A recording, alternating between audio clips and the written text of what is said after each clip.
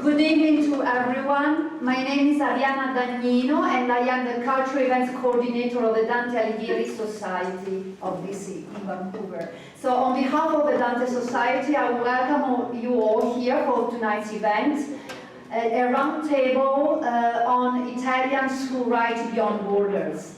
We have here with us tonight the president of our society, Renato Zane, who will say a few words.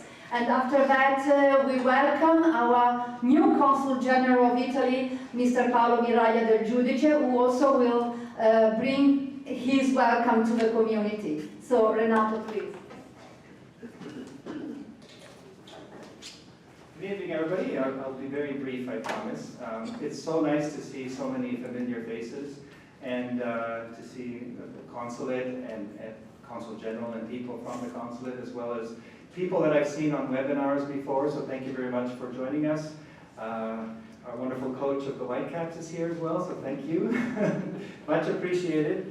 As you know, this event is part of La Settimana Italiana della Lingua Italiana del Mondo. So it's an international event to promote Italian language and culture in the world.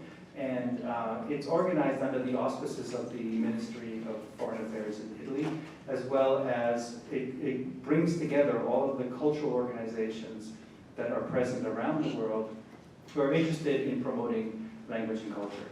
I'm sure the Consul will talk a little bit more about the details, but I just wanted to take a moment to just let you know that this is one of 3 events that we are organizing as the Dante Alighieri Society that we hope will interest you over the next few days. So after tonight, please keep these dates in mind. On Sunday, the 20th of October, we have a cooperative venture with the Swiss consulate, and it's called Unveiling Italian Poetry. It's a collaboration with La Revue des Belles Lettres, which is a magazine that is published in Switzerland. 4 poets are going to talk about language, and it will be done via Zoom, so you can watch from home. On the 28th of October, which is a Monday, this is an event. Unfortunately, Arianna, I'm going to miss this one because I have to travel, but this is an event that I highly recommend for everybody. It's going to be at Christchurch Cathedral. It's a collaborative engagement with Early Music Vancouver. Dante Nova, it's music from Divina Commedia, so it's medieval music in this beautiful setting, Christchurch Cathedral downtown, and it will be narrated by humorist and actor Bill Richardson, who's also a writer. And then, I don't want to take away too much of your presentation for the future, Arianna, but we are working on a very important event for Puccini's anniversary, the centenary of Puccini. So we are doing an event in collaboration with the Federazione Pugliese of BC. So look for that. That'll be on early November, November the 8th. Anyway, thank you all for coming. That's all I wanted to say. I will turn it over to our Console Generale, Paolo. Please come up. Thank you.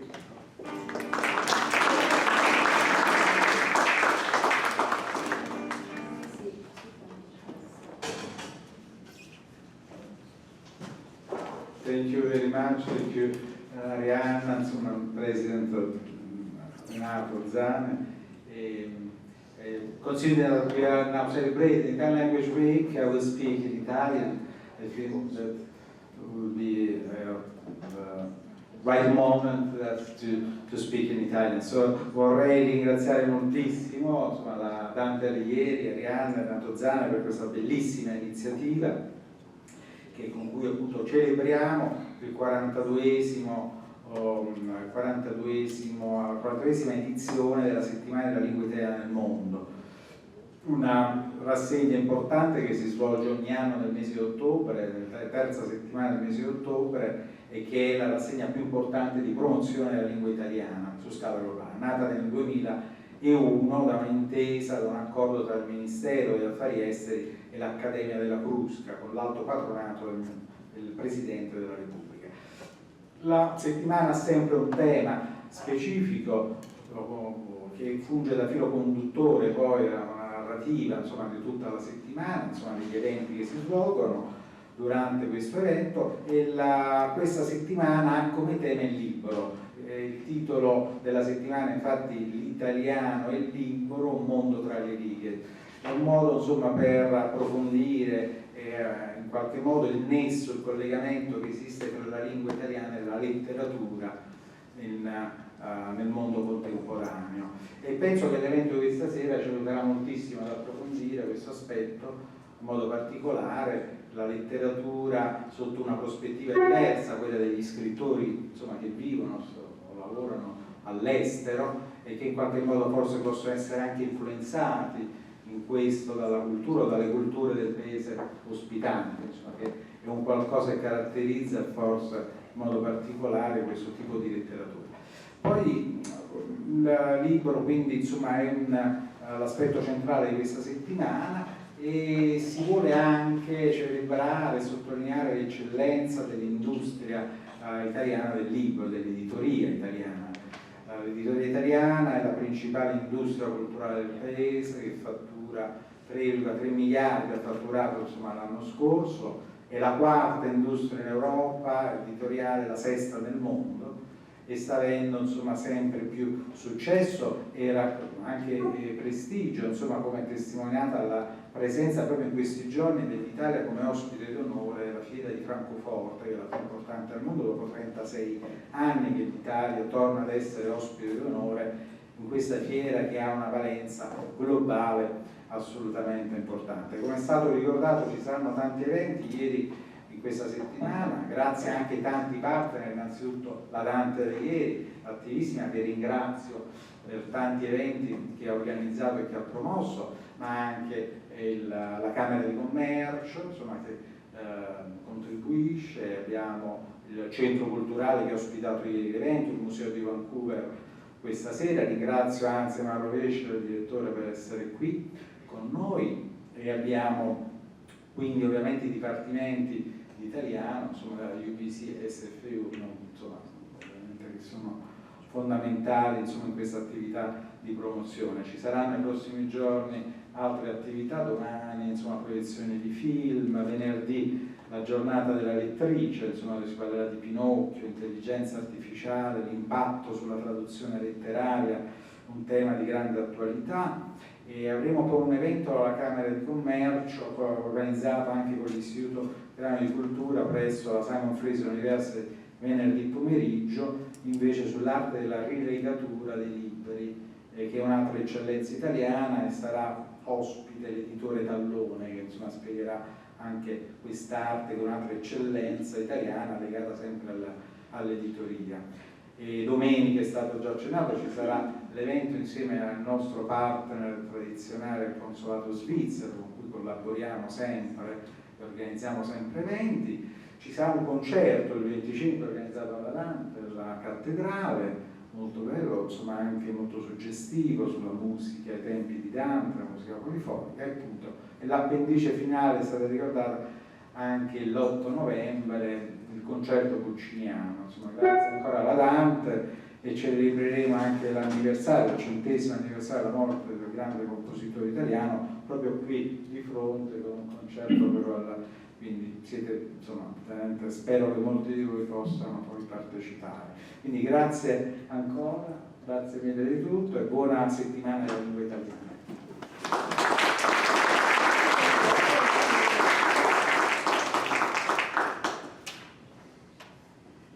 Before we start our event, I would like to just run this short video that celebrates the Settimana della Lingua Italiana nel Mondo, the week of the Italian language in the world. Ci sono storie che riusciamo a immaginare solo grazie agli occhi degli altri e luoghi così distanti nel tempo che visitarli senza guide esperte sarebbe impossibile. Non serve alcuna formula magica per ricrearli, né mezzi di trasporto futuristici per raggiungerli, perché bastano le parole giuste, quelle degli scrittori e delle scrittrici che li hanno raccontati per noi.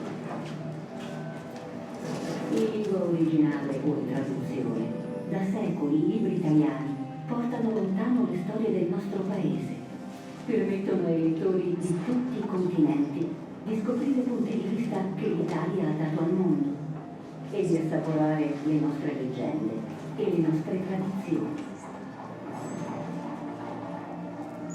Da un capo all'altro del pianeta, chi legge un libro italiano può navigare in un mare di storie e sognare anche con gli occhi aperti di visitare luoghi ricchi di fascino e città che dopo secoli sono ancora immerse nei misteri. Attraverso libri, articoli, riviste e audiolibri, in racconti, romanzi, poemi, poesie, saggi, fumetti e ogni genere di testo, la lingua italiana è un tesoro che appartiene al mondo intero.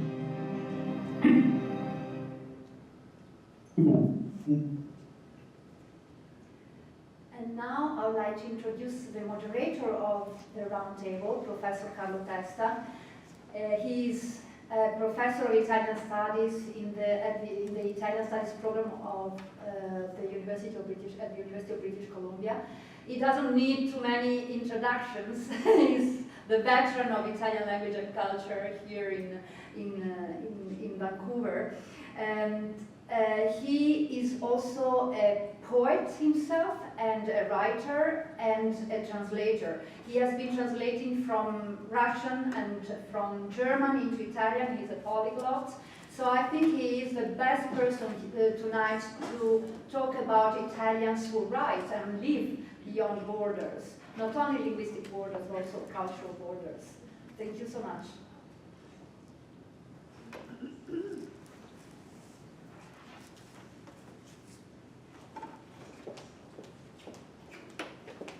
Thank you for your embarrassingly kind presentation of my humble person,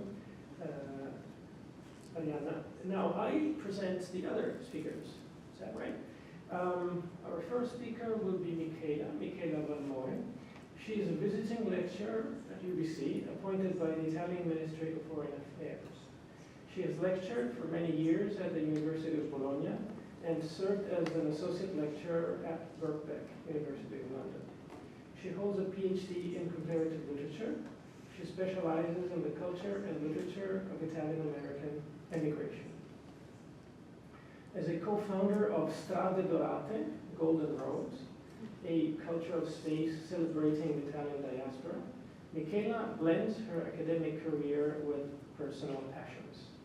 She co-curated E c'erano gerani rossi dappertutto, there were red carnations everywhere, and authored the memoir Rosa, the untold story of an Italian-American immigrant, and her hidden secrets.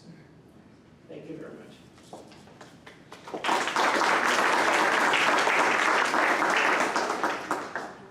Thank you very much for your embarrassingly kind presentation.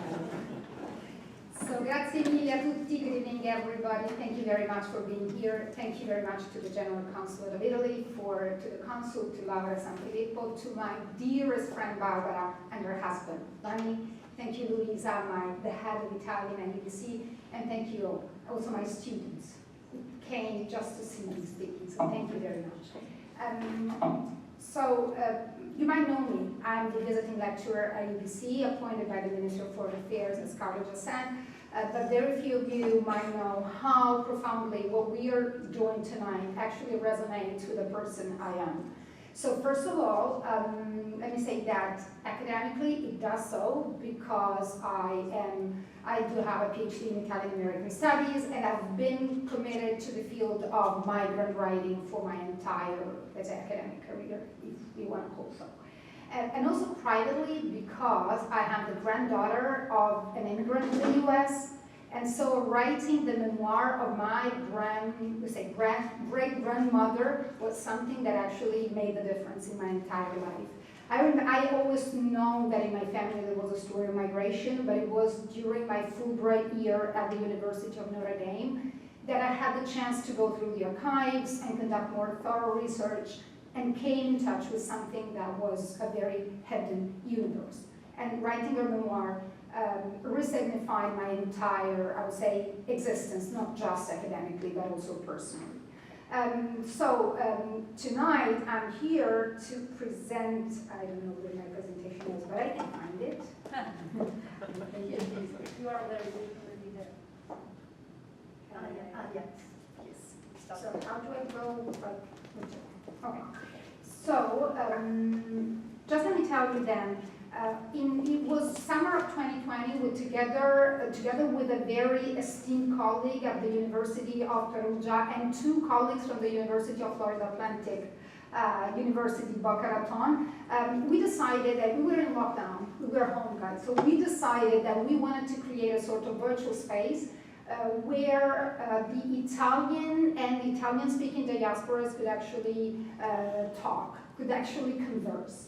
That's why we came up with a virtual platform, our website, that is called Strade Dorate. And it was born officially in the summer of 2020. Here you find a lot of stories, interviews. We started interviewing the main, let's say, main authorities in the field of migrant writing in terms of Italian American, but also Italophone. So all the writers that came to Italy, Javashego, for instance, from Somalia or other parts of the world, they came to Italy, they started slowly writing in Italian, appropriating of a diverse cultural background. So we decided that we want to do this. We are very happy, full of energy, and we also had a second goal. And our second goal was to produce a sort of anthology that could put together the voices of migrant writers in Italy. Because even though it is a matter of fact, in North America, Italian American literature is something, we cannot say the same for Italy. In Italy, we know about Steinbeck, we know about Hemingway, we know about Fitzgerald, but very few know about John Fante. Very few Italians know about Helen Barolini.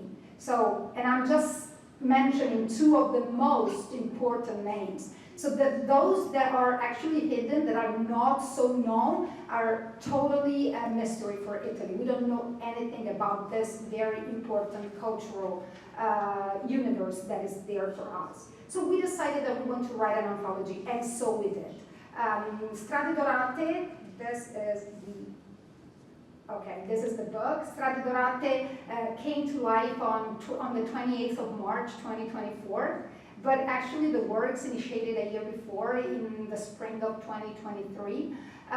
We selected Italian North American writers, 16 of them. We gave them 8 themes. And the 8 themes are traumatic memories, psychology of displacement, return, the language you inhabit, arrival, belonging and identity, the stereotype image, and generational clash. And we decided that we want them to talk about those themes. They actually did it. And so we had 16 brilliant stories. They were written in English, so I took care of the translation into Italian. And together with Valentina, we wrote the foreword, and then Professor Pettiner and Professor Ilaria Serra wrote the afterword. That was finished. So 28th of March, e c'erano gerani rossi dappertutto, change color in the meantime. E c'erano gerani rossi dappertutto came to life. I'm very pleased to tell you that today, the editor, just because we have this event, it's the first event in North America, because of the event, he made the translation, the English translation, viable. So it's there, it's available online, on Amazon, on whatever site. And so basically we have all the stories written in the original language by the authors, and you also have my foreword and the introduction written in English as well. So today we had some news. This is what you find on the 4th page of the book. It's a quote taken from the book The Skin Between Us. In Italian, it's translated into La pelle che ci separa by Caterina Romeo. And this quote says something like, what are you, Black and Italian, African American, Italian American, American, other, biracial, interracial, mixed blood, half-breed, high yellow, red bone, mulatto, nigger, dago, Guinea, where I'm from. She reports this as all the things she has been called in all her life. So Kim Ragusa is an African, Italian-American writer. Her father was Italian-American. Her mother happened to be African-American. So she was Black, but she was Italian-American as well. She wrote this book that it is the Settimana della Lingua Italiana, and the theme is the book. So if you want to read something, this book is really something you should read. Start from her. It is really something, it is really beautiful.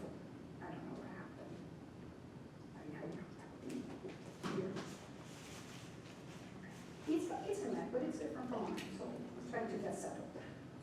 Never mind, I can just, I recognize those slides. I hope it doesn't work. It doesn't work. Okay, it's there. Okay, perfect. These are the 16 writers involved in the anthology. So 15 of them are American, like from the United States of America. Luisa Del Giudice is Canadian, Italian-Canadian. At that time, I was so much more into Italian United States, Italian American in that sense. I promise that once the Settimana della Lingua Italiana is over, once my second PhD is over, that was something crazy that I decided to do during lockdown as well. So once I'm done, I will focus very much into Italian Canadian, as I'm very interested to know more about that. So these are the writers that are involved.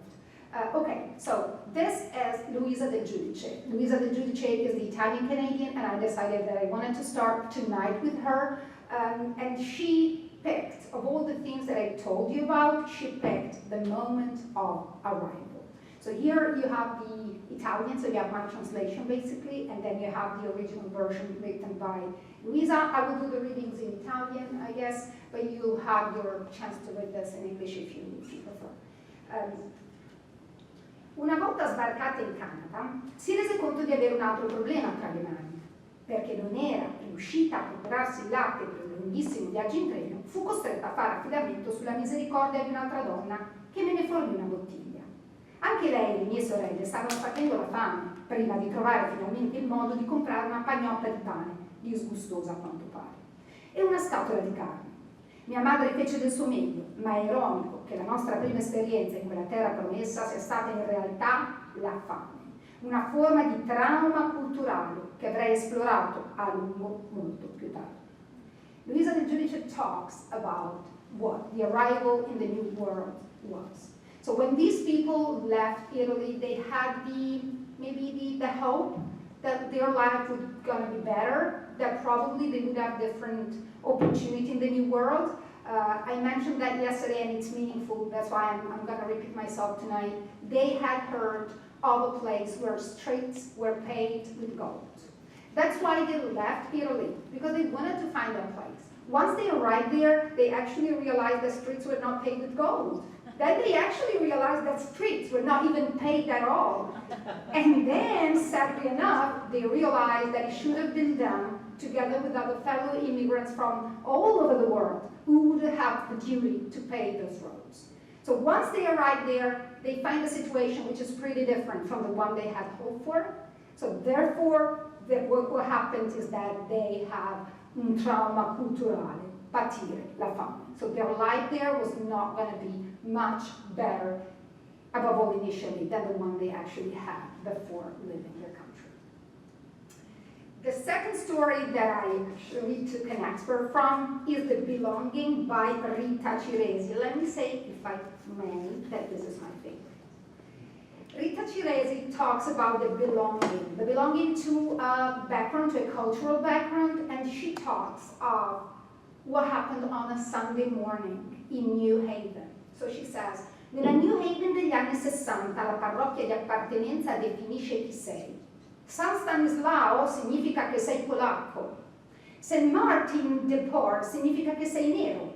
Nostra Signora del Mount Carmel significa che sei ricco.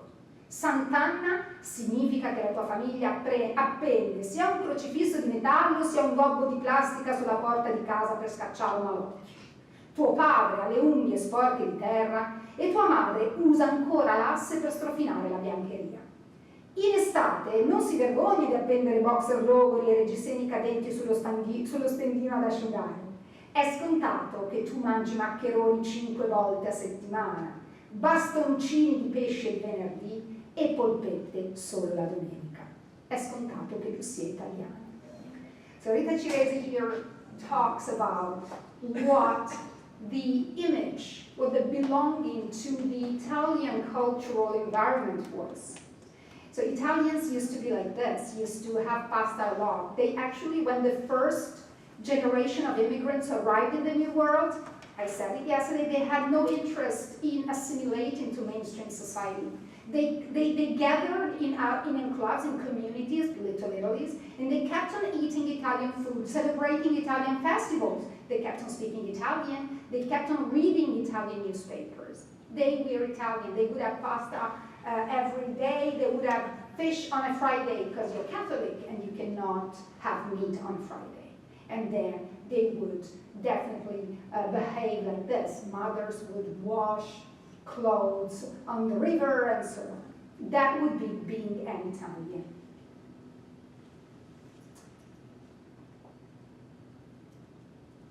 Okay, so we talked about this. Before digging into the new one, I'm going to read a very short excerpt from my Rosa. This is the memoir I wrote about my great-grandmother, Rosa Valmori, who moved to the United States in 1907. She left Italy on the 18th of April 1907 and arrived in New York on the 2nd of May of the same year, of course. She was 17 years old. She was very young. And she was together with her brother, Antonio Valmori, who was 32 years old. Weirdly enough, oddly enough, I wrote this story in English and then I self-translated myself, which was by far one of the most complicated things I ever done in my life, self-translating me. So I'm gonna read if it's okay with you the Italian version, but just be mindful of the fact that the English version came first. Stiamo entrando in Mulberry Street, spiegò il loro accompagnatore. È qui che vivono gli italiani. A quelle parole Rosa sembrò ritrovare una flebile speranza e subito un trepidante sorriso le si palesò sul volto ancora pallido. Il sorriso durò appena il tempo di intravedere le sagome scheletriche fatiscenti degli edifici del quartiere. Qui, nei quartieri più poveri, lontani dalle spaziose lastricate avenues, in grandi e tristi caseggiati erano ammassati centinaia di miserabili italiani. Man mano che Rosa si avvicinava a quel luogo tetro, che avrebbe imparato a chiamare casa, si fece strada in lei la consapevolezza che la miseria cambiava nome, ma aveva ovunque lo stesso volto. So this is the arrival of Rosa in Little Italy. She lived in Mulberry Street before moving to Westchester, so North Plains. Okay. I don't want to waste more time, but here it's a document, historical document that you find in archive.org, so here's something really existing. I know that there's a fake something in Italian, which has been translated and used somehow, but this is real, guys. This happened. So Charles Loring Brace in 1872 was asked to write a sort of assignment about the dangerous classes of New York, and he did so. So he had no knowledge of Italian before that. He didn't want to write something because of a specific reason. He just wrote what he actually saw. And he said something like, the poorest quarter is the Italian quarter of 5 points. Here, in large tenement houses, were packed hundreds of poor Italians, mostly engaged in carrying through the city the everlasting hand organ or selling cigarettes. In the same room, I would find monkeys, such children and men and women all huddled together, but the women contriving still in the crowded rooms to roll their dirty macaroni and all talking excitedly. A background of sounds and a combination of other from garlic, monkeys, and most dirty human persons, they were, without exception, the dirtiest population I had met with. There's a lot of press about this. So you have internet, you go New York Times, archive.org, the Telegraph, archive.org, whatever. You find a lot of articles like we were undesirable immigrants, no more Italians, the poor Italians. Again, it's the Settimana della Lingua, il tema è libero, so let me suggest two more important books. One, Walk by Salvatore Lagumina. This is paramount. It's a collection of all articles that have been written about Italians at that time, and the depiction of the image of Italians. And the second one, by Gian Antonio Stella, Lorda, it does pretty much the same. I'm pretty sure that all the Italians here know Gian Antonio Stella. He does pretty much the same, and he collects all the articles, he translates them, he puts them together, and just for self-awareness, because sometimes it's actually needed. Okay, let's go on.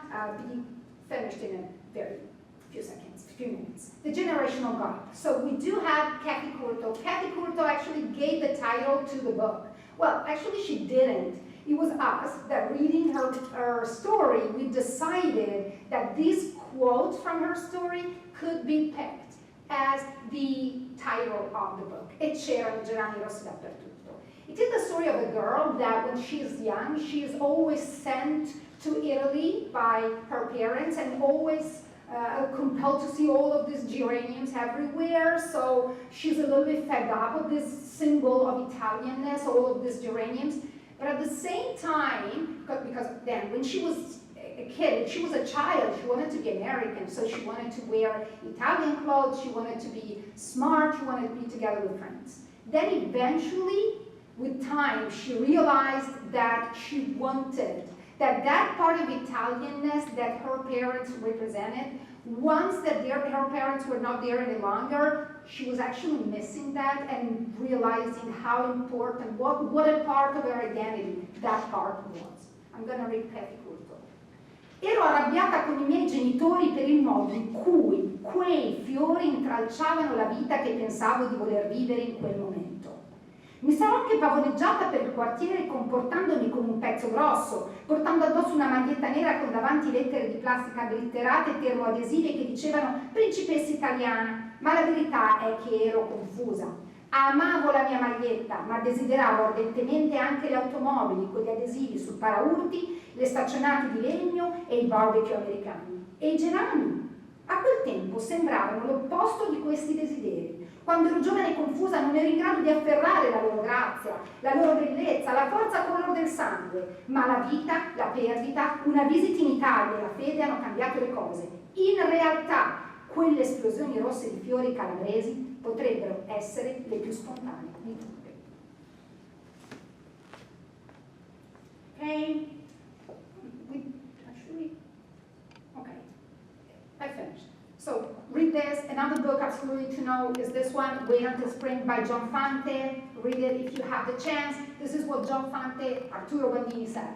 His name was Arturo, but he hated it and wanted to be called John. His last name was Bandini, and he wanted to be Jones. His mother and father were Italians, but he wanted to be American. His father was a bricklayer, but he wanted to be a pitcher for the Chicago Cubs.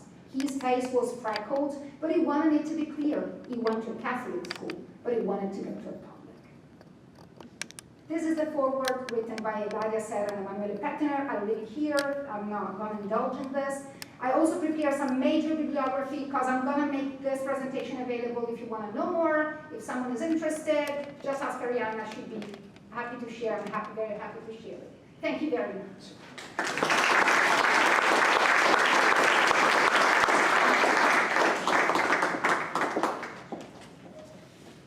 Grazie, Michela. Well, you know, there were streets paved with gold when your grandmother arrived. It's just not the streets where the immigrants went to live. And as you pointed out, sure, streets needed to be paved in the first place, but that's exactly why we got you guys over here, so that you can pave our streets. So that double discourse, rhetoric, righteousness is, of course, the prevalent rhetoric of the countries to which poorer people immigrate. I suggest we move to the next presentation, and then perhaps we can have a little bit of a round table or a rectangular table afterwards with the available time. I hope we have some time that we can devote to that at the end. Now for Antonio. Antonio D'Alfonso was born in Italy and raised in Montreal, or Montreal, depending on your linguistic allegiance. For his writings, Antonio D'Alfonso won the Trivium Award, the Bressani Award. His film Bruco won the New York Independent Film Award. He holds a PhD from the University of Toronto. In 2016, he received an honorary doctorate from Athabasca University. His essays, in italics, In Defense of Ethnicity, 1996, Gambling with Failure, 2005, Poetica del Plurilinguismo, 2015, The Italian-Canadian Writer, 2023. offer a unique perspective on decentralized identities. His film, Tata, on fatherhood, and I believe Tata here means, how do you say Tata in English? Nanny? On fatherhood, was released in July 2020. His latest book, Vanno più veloce di me, They Drive Faster Than I, translated by Anna Ciamparella, was published in 2024. Thank you very much. Antonio, the electronic floor is yours.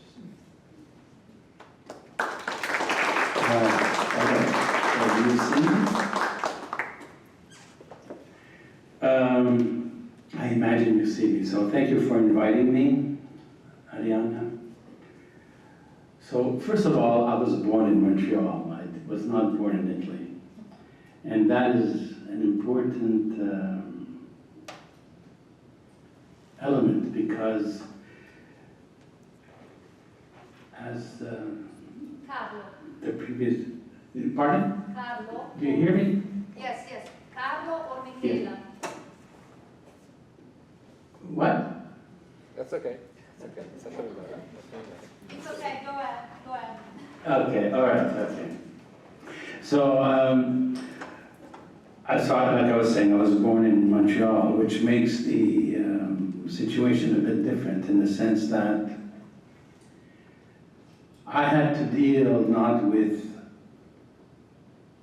either assimilating or not assimilating, and there are different points of view about assimilation.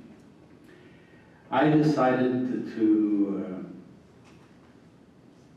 after publishing for 50 years a lot of Italian Canadian writers, Italian American writers, Italian Australian writers, to try to analyze, try to come with a definition of what it means to be an Italian Canadian. And, we take it for granted, but to say Italian Canadian in Canada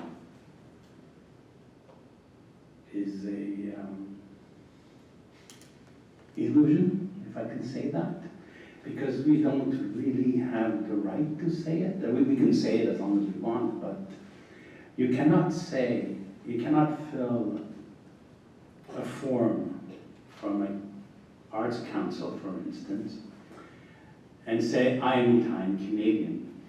They will answer, well, that does not exist. You're either French Canadian or English Canadian. And I decided to write a book, which is this one, called The Italian Canadian Writer. And I try to go through the whole process since 1945, because my parents came after the war, which also is very different from the United States, because the United States, they had the 1923 Alien Law, which banned the arrival of Southern Italians and Northern Italians into the States. So Italians had other places to go to. They either went to Argentina, they went a bit into France, but that is very complicated, the French story. It's only recently that people are starting to talk about the French Italian or the Italian French. And many came to Canada. The big problem is that if you come to Montreal, it is a totally different existence than if you go to Toronto or Vancouver or Edmonton or Ottawa. And being born in Montreal, in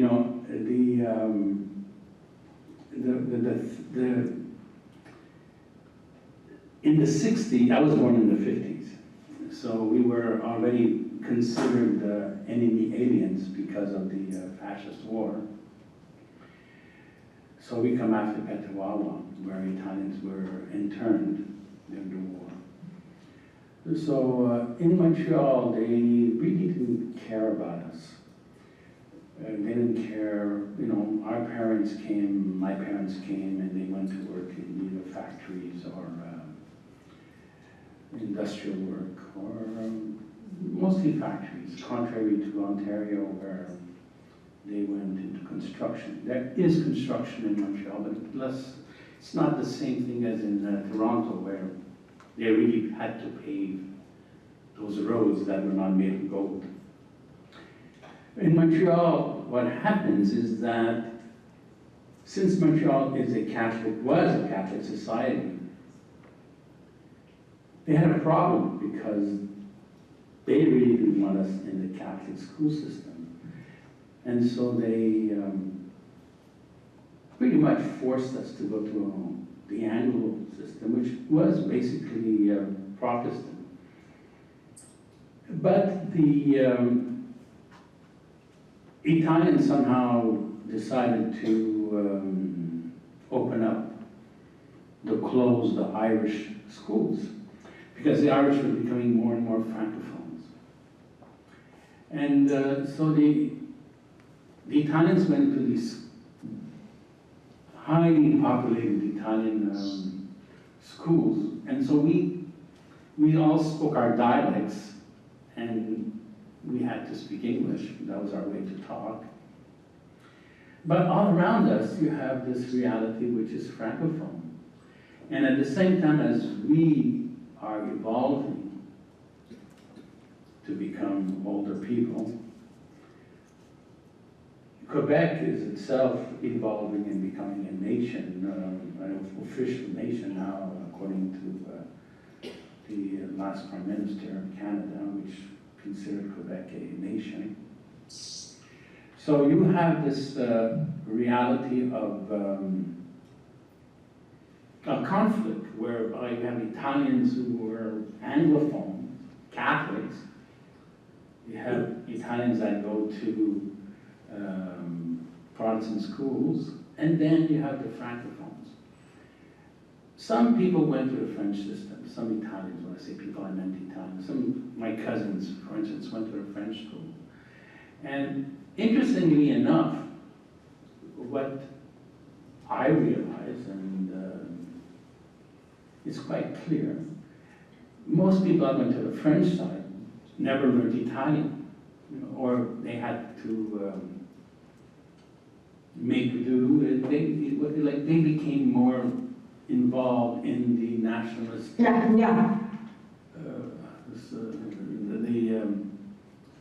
more nationalist, whether it's called realization of themselves, and Italians were part of that.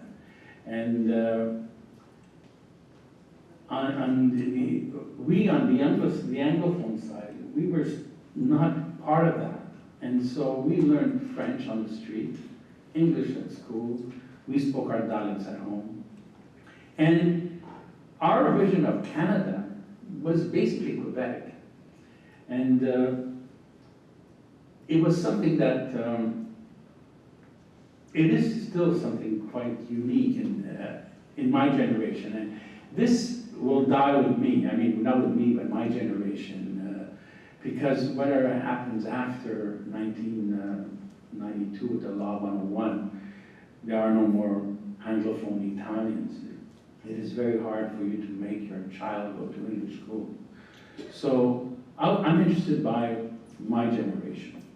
When I moved, because of politics, I moved to Toronto, I had to discover Canada. And so I met all these Italians, which I ended up publishing. And there was something very unique, very different about Montreal and Toronto. You had in Montreal the left wing, a very strong left wing community, which was under the umbrella called FILEF, Federazione dei Lavoratori Italiani. I don't remember what it is, but it starts in Italy. It's left wing, and the FILEF decided to become francophone, and so that meant that there was a community, there was a break, a major break in the Italian community in Montreal. So we have this reality of being Quebecois Anglophones. When I went to Toronto, I didn't see that. I did not see the presence of left-wing politics. I saw it later on with the NDP, but that was much later on. I mean, we were talking about the 60s here, in the 65, 66, 67, the 70s, 80, you know, all these Italians are becoming very pro-Parce Québécois. And then you don't have this in Toronto. In Toronto, you have a split between, this is a theory of mine. I might be wrong, you know, but I'm more and more convinced that those who went to the Catholic school system are very different from those who went to the public school system in Ontario. Those who went to the public school system are very much like the people who went to the French school, the French school system in Quebec. So you have this great divide where you have this idea of becoming Québécois on one side, you have this idea of becoming Canadian on the other side, and you have on both of us, Quebec and Montreal and Toronto, these students who went to Catholic school who learned Italian, dialect or whatever it is that they spoke, and they were pushed aside.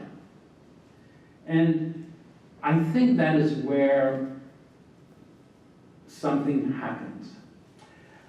You know, it will be interesting for younger people to study this because it is quite clear there's a difference between a writer who went to French school who writes, like, for instance, Carlo David, and let's say in Toronto, let's take Giorgio Di Chico or Luciano Jacobelli.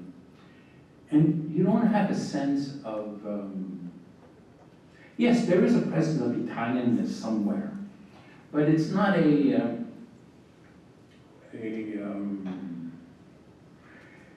you know, it's not there's no nostalgia, there is no desire to be part of this other reality of the parents or grandparents in many cases.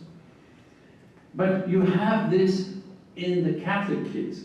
You have this writing of, some of it is nostalgia, some of it is, let's study what it means to be Italian. And I belong in that part. I belong in in this group of Catholic Italian Canadian writers. But, you know, we're Canadian. I mean, if you're born like I am in Canada, I automatically get a Canadian passport. So when I first started to write Italian, Canadian, and book covers, that was a big radical thing. I mean, when I say book covers, I mean books that I published as a publisher. I was a publisher. I founded Wernicke Editions. I founded the association. I'm one of the Association of Italian Canadian Writers. I was part of also Viceversa, which was a transcultural magazine.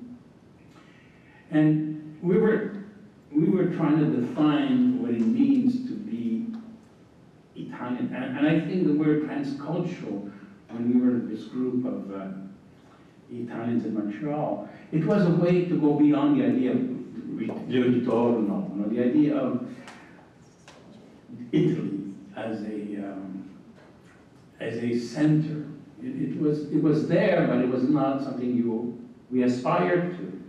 It was something part of us. And from this thing of, we wanted to create multiple roads, you know, which was a political stance, which it's something that is, we either accept or you don't. If you're Italian, you have to have kept your Italian passport.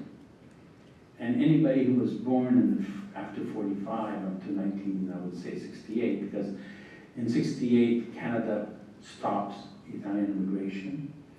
and it only reopens in 2019, which is incredible.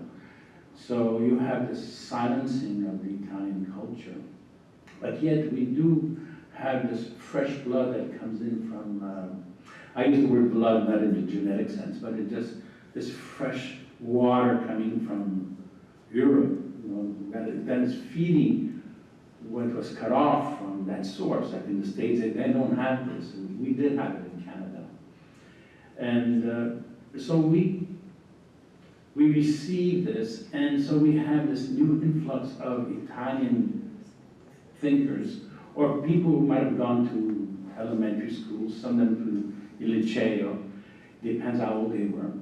But at the age of 18, they have to become Canadian. So they lose their Italian identity. So the idea of being Italian is a problematic term. It is an imaginary thing. And so in my discussions with all these writers, as being a publisher, we have meetings every second year with the Italian Canadian Association. We would fight. You have no idea the fights we would have on these terms, on the future, what it means. I mean, if you are a French Canadian writer, you don't care about either Canada or Italy. You're into your Quebec thing. If you're an English Canadian writer, you're into, I want to be Canadian, I want to be published by the big American presses. And so I got stuck with all these writers who all wanted to be either one of those, and I wasn't telling them, forget it, you don't need to be either this, British, or you don't need to be French. We could be ourselves. Now, that's very fun for Canada, but I noticed that it was happening the same thing was happening in Australia. So, you know, when you start talking, and in Germany, I started meeting writers, Italian writers, that is Italian-German writers, Italian-Australian writers, who had also the same problem. I mean, they're Italian, but they're not, because they're writing in a different language too, right? That's another issue. We're not writing in Italian. To write in Italian is something totally different. And most of us were not, my generation, most of us were not writing in Italian. Those who were, they were self-published, and you're not really being read by your Italian market. Are you part of the Italian tradition, or you're Canadian writing in Italian? Like I said, the Italian Canadian doesn't exist, so you're writing Italian in a place where no one reads Italian. So it makes, you know, it puts you in a very contradictory zone. And so I would slowly publishing all these writers. And there was in America, there was Tamburi, Gardafe. They had published a bunch of essays where they were saying, well, we're not going to put the hyphen anymore, we're going to put a slash. Italian slash American. That was really radical, you know, you would think, well, no hyphen, no, let's take away the hyphen. You know, Martin Scorsese's film, Italian Americana, about his parents, he puts the words together. That was a solution too, right? So the idea of the self-definition became important. Now, in the self-defining process, it is very, very, very aggressive. None of us really got along on these zones. In these zones, in this arena, we were always fighting, and slowly I started to criticize these words like transnational, transcultural. My big problem was that, sure, I understand going beyond, but for me the problem was the word culture. I mean, which culture are you talking about? You're talking about the national culture. You're talking about the center. You're talking about a strong, you know, like in transculturalism and vice versa. That was basically it. Talking about Italy, France, Germany, like strong European nations. And I said to myself, well, we're making we don't need to go back there. We don't need to turn our sights to those centers. We could be decentralized, deterritorialized as we are. So I had to start defining a word. I had to find a word to define me, to define myself, to define what we're all doing. And I didn't want to exclude the Italian reality because we're part, are we or we're not? I don't know if we're part of it, that's the other thing. So I decided, let me find a word, and I came up with this word in italics. So I published a couple of books on this. I mean, it's in translation in Italy, but it's a small one. It's called In Corsivo Italico. And, this is Tamburi. He published last year, The Diaspora Italiana in Canada. And this is all about Canada. And in here, I was commissioned to do this long essay, which was this book in Italian. I wrote it in Italian, where I tried to explain that the idea of Italic was something that goes beyond even Italy. Because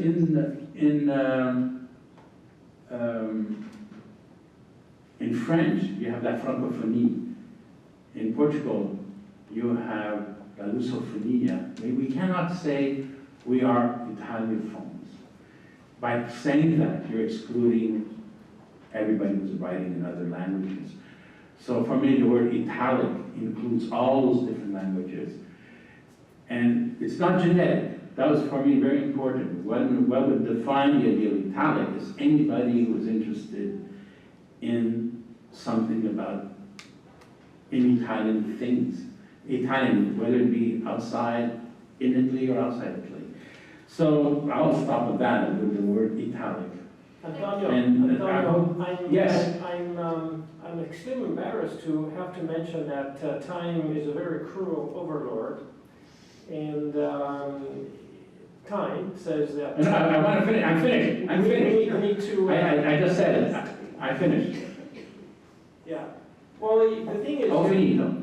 Oh, finito. We are delighted by the extremely mesmerizing things you said, and we could certainly stay here not only the whole night, but probably through the rest of the weekend, because you're touching on issues of global history, Canadian history, Italian history, and theoretical issues of intercultural exchanges, politics, the terrible either-or, by which in Canada you're supposed to be either Anglophone or Francophone, can't be anything else.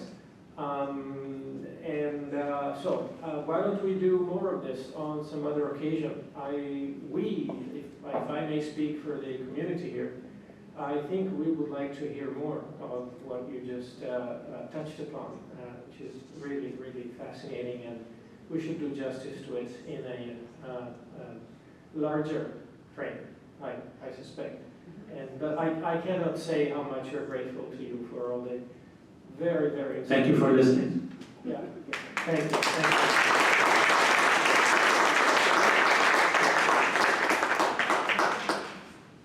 you. Okay, now our third speaker tonight is Arianna Dagnino. Arianna was born in Genoa, Italy, and lived in London, Moscow, Russia. There's a Moscow in Idaho, but she went to the original Moscow. Boston and Johannesburg before moving to Australia, where she earned a PhD in comparative literature. She has been teaching in the Italian Studies program at the University of British Columbia. Arianna has written across genres and languages, English and Italian. Among her books, the post-apartheid novel and film script, The Afrikaner, Guernica, Toronto, inspired by the 4 years that she spent in the Southern African region working as an international reporter, appeared in what year did it appear in?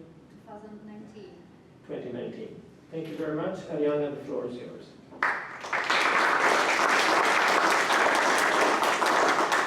Thank you so much. I'll be very quick because I know you will all are hungry and thirsty. So I'm going to discuss Il Quintetto di Istanbul, the Istanbul Quintet, which is a creative non-fiction that appeared also in my monograph, within my monograph in English, so Transcultural Writers and Novels in the Age of Global Mobility. And the Alexandria Quartet, which is a una quadrologia by Lawrence Darrell, is where I took inspiration from for the title, Il Quintetto di Istanbul, the Istanbul Quintet. In this book, I explore what it means to live and work on the transcultural frontier, which is that liminal space that gives you the freedom to go beyond your culture of origin and try to immerse yourself in different cultures and find food for thought, new perspectives, new ways of life, and creative inspiration. To delve into this theme, sorry, this is the next one. Okay. So I'm missing one of the slides, but it's okay. I interviewed 5 different writers that distinguished themselves for their transnational biography. So these were all writers on the move, moving across countries, across languages, across cultures. And to put all this together in a more enticing way, I decided not to have these interviews which could be a bit dry, but I tried to have a fictionalized way of describing all these interviews. So that's why we can talk about creative nonfiction in the case of my book.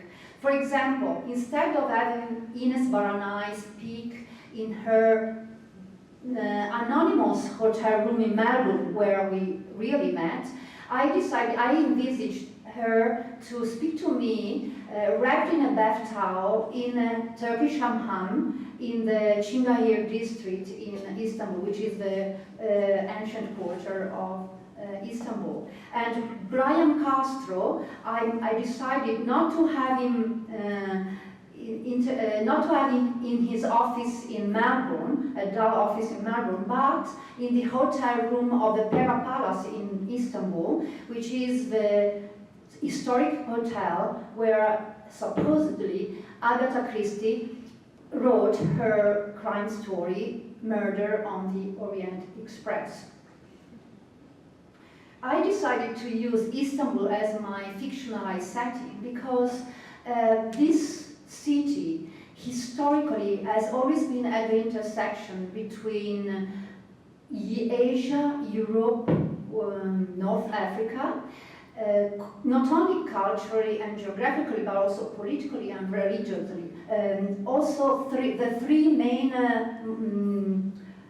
monotheistic religions meet there and have a discussion and a conversation there. So that I thought was a beautiful way to symbolize the transcultural approach. In this book, in which I also enter into dialogue with these 5 authors, I have also decided to intersperse these interviews with my diary entries. And the first diary entry that I would like to read to you is drawn upon my experience as a student of Russian language and literature in Moscow in 1985. And this entry diary can be seen as a bit as a comment on what it means, this drive to go beyond the border, beyond the wall, something that I'll discover could be described as a transcultural approach, but at the time I was not aware of that. So I will be reading in English, and the ones of you who are more familiar with Italian, they can read it in Italian. In Moscow, I plaited my hair in a single braid fastened with a black bow, wore a black fur busby and a long black wooden overcoat. It seemed I had just come out from a 19th century novel. Instead, I was in the middle of the Soviet crisis. People queued in the streets at -10 degrees to buy flour, soap, toilet paper, boots, whatever they might be selling clandestinely from the trucks at that moment. There, at that time in history, my way of dressing was not considered late romantic, but simply gloomy, if not openly offensive, as I would discover too late. One day, in a street coffee house, only standing places, sitting down was considered bourgeois. A babushka, an old woman, spat those words at me. "Aren't you ashamed, Devushka?" Girl. "You are wearing the Nazi color." Instead, I suddenly felt pride, because that old woman, despite having harshly addressed me, had done it in Russian, mistaking me for a young Russian. I could pass for one of them. To me, only that counted then. I read Dostoevsky. I read about the mysteries of the Russian people, then as much as ever. I sent letters to my family, writing with a pencil on the coarse paper that they used as tablecloth in unauthorized basement taverns. For 6 months I was almost cut off from the outer world. To phone abroad from a public place was an enterprise that demanded long hours of waiting among hundreds of ethnic proletarians assimilated by the empire. Turkmens, Kazakhs, Georgians, Kyrgyz. The news from abroad was metered out with a dropper. My missives were full of growingly bleaker tones.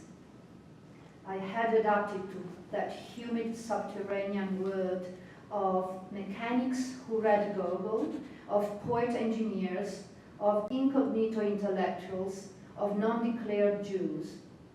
Vodka, Marina Tsvetayeva's poems, and cigarettes without filters.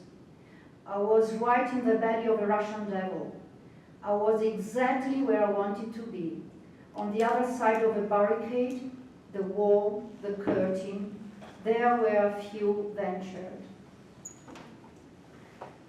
I don't think we have time for the next entry, which was again another entry about crossing borders, but that in this case it was borders in Africa.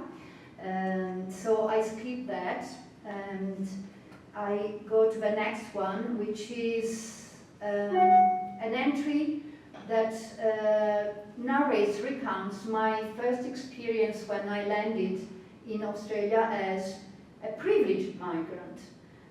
Not a forced migrant, but someone who could think about migrancy as a liberation, not a constriction, as enrichment and empowerment, not as detraction or diminishing. And so, let me read this for you. And except for the bits about the extreme heat, I think that instead of Australia, if you think of Vancouver, I think it would still resonate with me and I think with you. On my first day, actually, let me just read the first paragraph in Italian, just to let you know how it sounds. I primi giorni ad Adelaide, intontita dalle 20 ore di volo, il corpo ancora rinchiuso dentro il suo bozzolo invernale, avevo osservato quello che mi circondava come se mi trovassi in un acquario.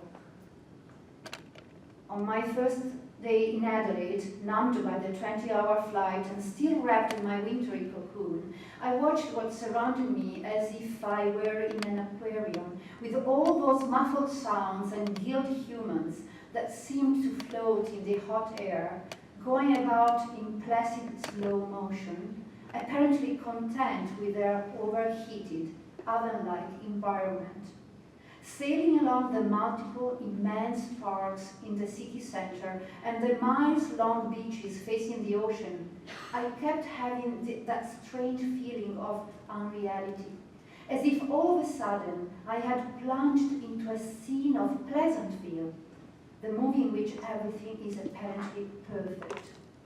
I was in Adelaideville, or Vancouverville, where the lawns are manicured, the children play in happy harmony, people greet each other with a smile, the elders do their stretching on the grass. But there must be a snag, my cynical European inner voice kept on nagging me, somewhere in the unruffled version of suburbia without clouds, right behind that canvas of light. That was my Australia, the one I would experience as an expatriate, a luxury immigrant, an Italian arrived by jumbo jet in the 21st century instead of by ship in 1950 with a cardboard suitcase. An Italian who no longer stank of garlic, but it was presumed had the Made in Italy label stitched even in her panties. And I thank you here. I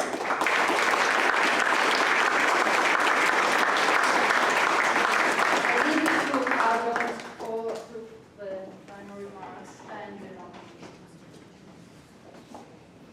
Well, I thought we were going to have a rectangular table and a bit of conversation,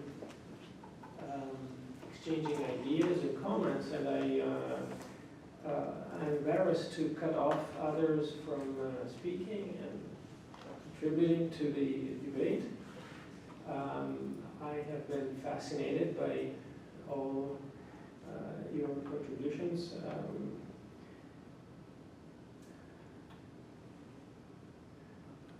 I don't want to curtail other people's comments. Perhaps I can add just one little personal comment before we then perhaps alternate at the microphone. I completely share. Yeah, thank you. I completely share Antonio's experience and bafflement at having to choose an identity, and the pangs of wishing to express oneself in a language that does not appear on the menu of available options.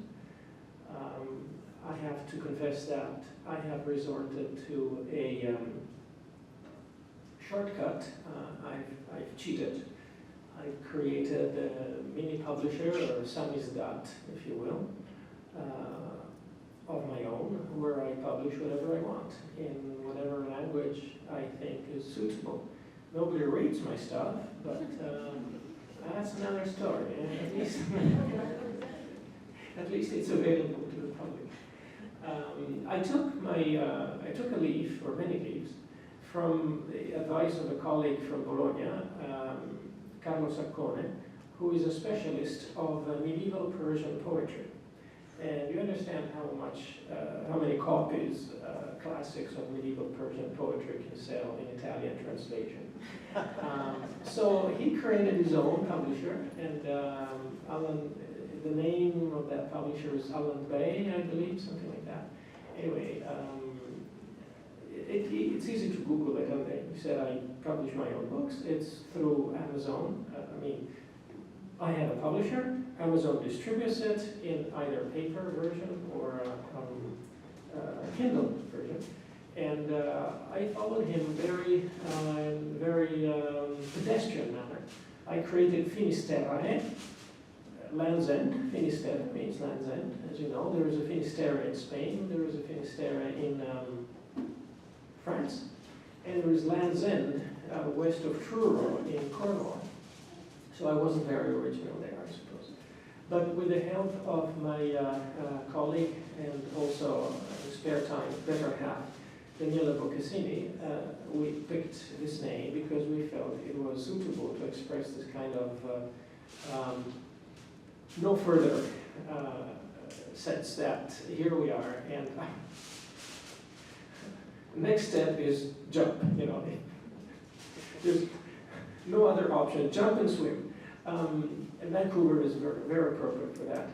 I have published a few books, again in Kindle format. I am preparing now a second edition of my translation of the Sonnets to Orpheus by Rilke. himself a very multicultural poet, certainly one of the most multicultural poets in history of German literature.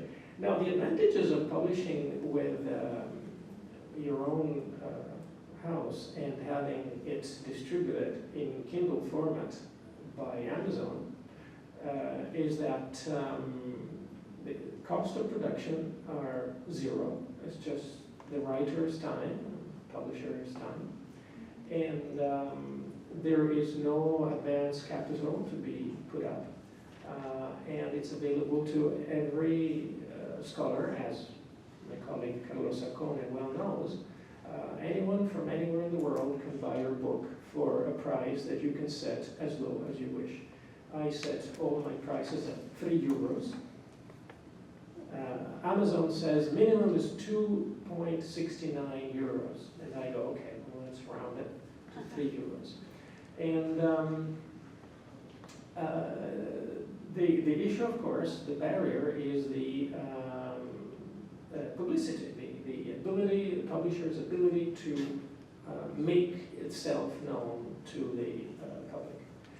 That's where publicity, unfortunately, the public, with no publicity, there is no public. I have to admit that much. On the other hand, if you publish on paper with a regular publisher, you have other kind of hurdles. The publisher, Moretti Vitali, who published the first edition, paper edition of my Rilke, required advance money from me to buy the paper and face the development cost, the pagination cost, and graphic and so forth. And when the run is sold out, as it now is, you start all over again. And so, costs are major. I am Yeah. Can we do a little bit of Yeah, are there any questions, anything you would like to know better? Yeah, I'm done. Let's open up the conversation, but I can't move this. So do we have a? We don't have it. We don't have it. Yeah, but I think, Okay, we can talk. yeah, we can talk, but I can hear you. If you can hear me, I'm sure that you can, I can hear you. Is there anyone who has some curiosity, you want to know more about what we just said, or feel free to also to approach me while you're having something for refreshment, just a minute. Michela, I don't have a question, but I have an observation. So we're living and we're sitting together here in Vancouver in the far west of Canada, and the theme is La Settimana Italiana.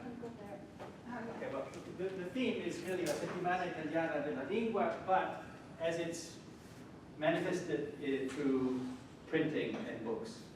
And it occurs to me that even though a lot of the work that we've talked about this evening has been in the English language, it's been informed and germinated through the Italian language.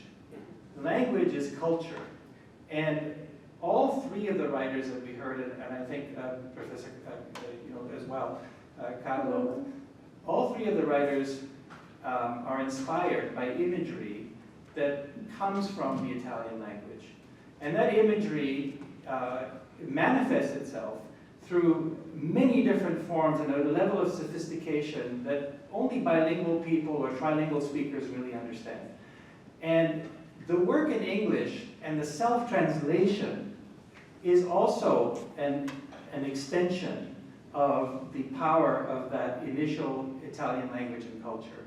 So I just wanted to say that even though we've talked a lot about many countries in the world, there's this treasure trove Per se, in itself, and also of the number of people around the world who write from an Italian place. Let's call it that. I don't know how to define it.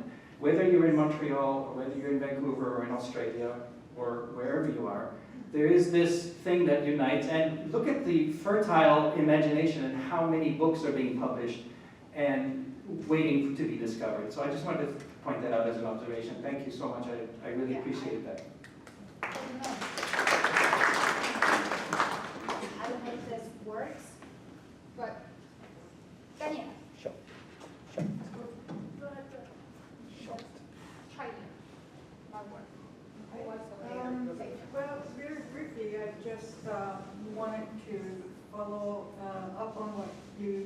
said, and a few years ago, I wrote an essay where somehow the story of my journey became interesting as a question of cultural identity through the languages that we speak. And so I just wanted to mention this because I've heard somehow this theme woven into all of this. And so the other thing that I would like to contribute is really just an aspect that is very dear to me, the fact that language and the soil out of which it comes are both alive and communicating with one another. So when we speak a language or when we speak a dialect, we are in fact embodying a culture that is human and more than human. And most of the time we are unaware of this. And so what does it mean to be displaced people or transcultural people if we take into account how much a language is tied to the land where it is spoken, and it's actually a vehicle of a culture that is part of that particular landscape. Thank you. You're very right, Daniela. One of the themes, and I haven't read it like from that specific story by Mary Saracino, is actually the theme was the language you inhabit. And she described the fact that she couldn't speak Italian. Io non parlo italiano, dice la storia. And it's the story she wrote in English of herself not being able to communicate with her grandmother. So she had her grandmother speaking just Italian and she spoke American. And the two of them could not actually properly communicate, and they had their own way of communicating that was more paraverbal than verbal. And they had some commonalities that were created by of sharing culture. And so, yeah, I totally agree here. Next time maybe lovely reading from that story. Thank you.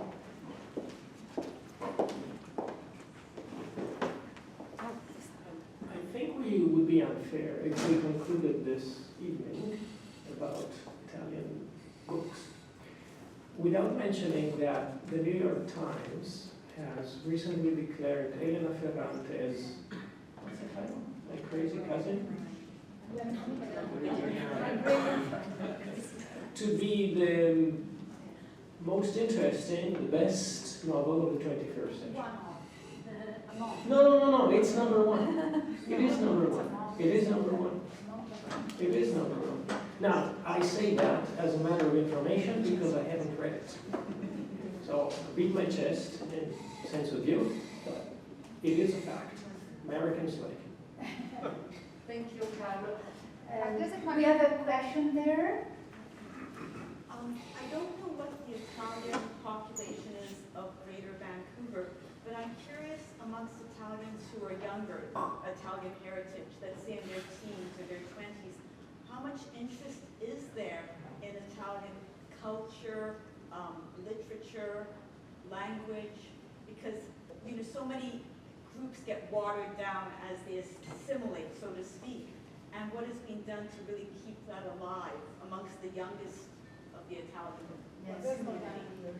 Yes, I think we have the Consul General here who could tell us about the real data on how many Italians think or consider themselves Italians after second, third generation as second, third generation migrants. But for sure, we have the Italian Cultural Central in Centro Culturale Italiano, where they have a school that caters also for children, and most of the time these children who want to learn, who are prompted to learn Italian are from families of Italian Canadians. Like here we have also Laura Sanfilippo, who is the director, the educational director for the Italian Consulate General, who can perhaps answer this question better than me.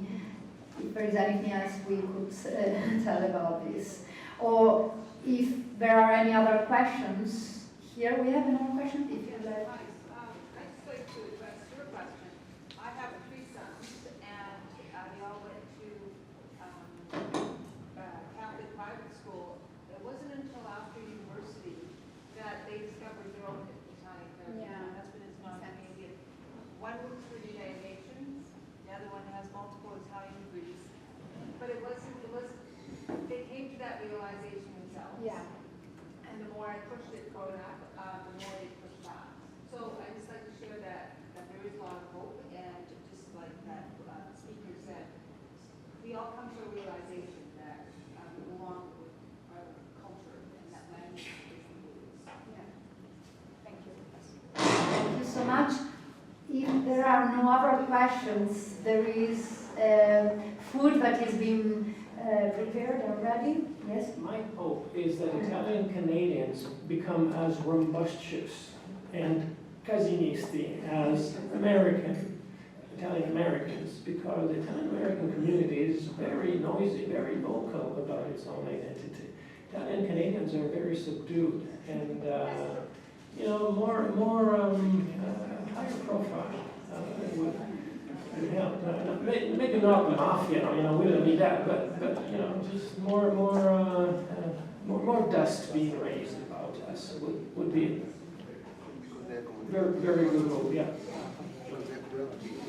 So just before we conclude this event, I would like just to take a moment to thank the Dante Society's headquarters in Rome for their generous support, the Consul General of Italy for donating the Italian wines for our buffet, the Museum of Vancouver for their gracious hospitality, Casereccio Foods for the catering, and the Arts IT department at UBC for providing some of the sound and technical equipment used tonight. Special thanks to all the board members, our president, our vice president, and the volunteers who made this event possible. Eloise Carbone at the donations booth, Kathy McGrenera, who will be serving our Italian wines, Morgana, UBC student in the Italian minor program, and most importantly, a heartfelt thank you to our moderator, Professor Carlo Testa, and to our panelists, Michela Valmori and to Antonio D'Alfonso, for their participation in this roundtable. Thank you so much.